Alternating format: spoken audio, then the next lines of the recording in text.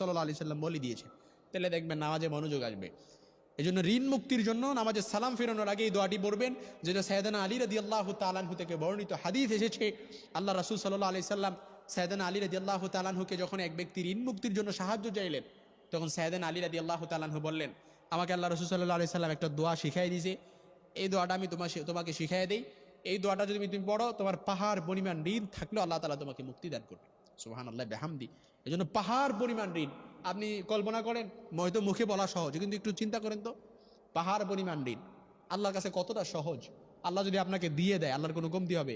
লাওয়ান্না ওয়ালাকুম আখিরাকুম ওয়া ইনসাকুম জিন্নাকুম, বনি আদমের সব সন্তানগুলো যদি বলে আল্লাহ এটা লাগবে ওইটা লাগবে, এটা দিয়ে দেন ওইটা দিয়ে দেন, বনি আদমের সব সন্তানগুলোর যদি আল্লাহ সব কিছু দিয়েও দেয়, তবু আল্লাহর ধনভাণ্ডার 1 ইঞ্চিও কমবে না, 1 ইঞ্চিও কমবে না।